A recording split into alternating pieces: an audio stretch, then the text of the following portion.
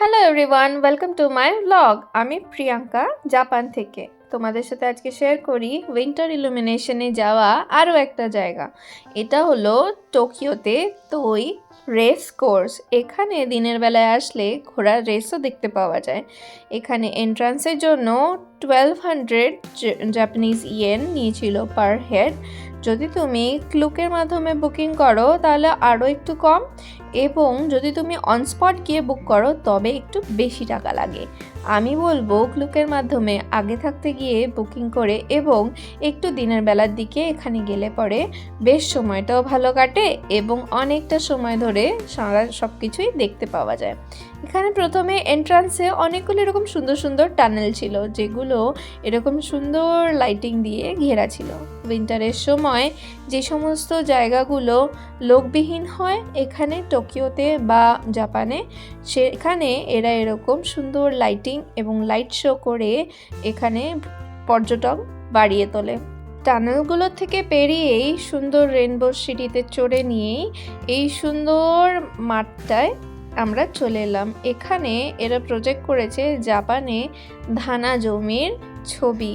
এখানে ধানের রঙগুলো ধীরে ধীরে চেঞ্জ হচ্ছিল, যেমন সবুজ গাছের থেকে আস্তে আস্তে ধান পেকে ওঠে, হলুদ হয়ে যায়, সেই রকম ধরনের। জায়গায় জায়গায় নতুন ধরনের নতুন কিছু সাজানো ছিল এবং আমরা গোলাপের বাগানও দেখলাম। তারপরে দেখলাম আরও একটা বড় ইলুমিনেটিং টানেল, যার সামনে এই গাছটাকে সুন্দর করে ওরা সাজিয়ে দিয়েছে। কি সুন্দর কম্বিনেশনের গাছ ছিল। আর এই সেই ইলুমিনেটিং টানেল। এখানে লাইট শো চলছিল মিউজিকের সাথে, যেটা শুনতে এবং দেখতে সত্যি খুব অসাধারণ ছিল। নিমেষে আলো বন্ধ হয়ে যাচ্ছে এবং সাথে সাথে অন্য আলো জ্বলে উঠছে।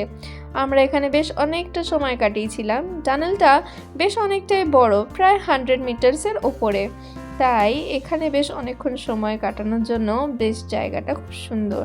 উইন্টার্সের সময় এই বছরে আর যেতে পারবে কিনা জানি না, কিন্তু নেক্সট বছর তোমরা যদি কেউ জাপান ভিজিট করো তাহলে অবশ্যই ডিসেম্বর থেকে জানুয়ারির মাঝখানে এই জায়গাটায় একটা ভিজিট করতে পারো, যেটা অসাধারণ সুন্দর দেখতে। তোমরা যারা আমার ব্লগগুলো দেখছো লাইক করছো না কেন? Please like, comment and share. তোমাদের কেমন লেগেছে আমাকে অবশ্যই জানিও। ইলুমিনেটিং লাইটের টানেলটা বেসিক্যালি সাকুরাকে উল্লেখ করে করা রয়েছে। সেটা থেকে পেরিয়ে আসলেই ডান দিকে একটা সুন্দর এরকম উইস্টেরিয়ার বাগান দেখতে পাওয়া যায়। ফুলগুলো সবকটাই নকল, কিন্তু এক্স্যাক্টলি এরকম ধরনেরই রঙের ফুল দেখতে পাওয়া যায় উইস্টেরিয়ার সিজনে এখানে আসলে পরে। ভিডিওটাতে এই টানেলটার অনেকগুলোই আমি ক্লিপ শেয়ার করেছি এবং প্রত্যেক কটা ক্লিপেই তোমরা দেখতে পারবে আলাদা আলাদা রঙের আলো জ্বলছে। তারপরে সেখান থেকে বেরিয়ে একটা সুন্দর গোলাপের বাগান দেখলাম। বাগানটার পাশেই একটা সুন্দর এরকম প্রজেক্টরে চালানো লাইটের মাধ্যমেই একটা সুন্দর সি ডাইভিং এরিয়া, যেখানে সামুদ্রিক জীবজন্তু, ভেল এবং সমুদ্রের জিনিসপত্র দেখাচ্ছে। তারপরে কিছুটা দূর এগোতেই এখানে ঘোড়া ছিল সুন্দর সাজানো, এবং দুটো ঘোড়া ঘাস খাচ্ছিল, সেরকমভাবে সাজানো রয়েছে এবং ছবি তোলার জায়গা করে দেওয়া আছে।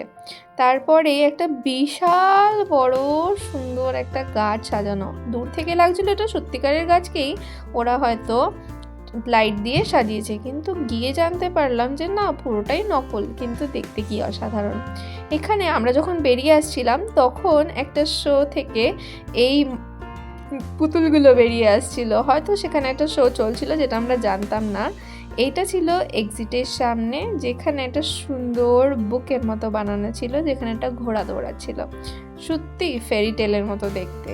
আজকের ব্লগটা এখানেই, দেখা হবে পরের ব্লগে। টাটা।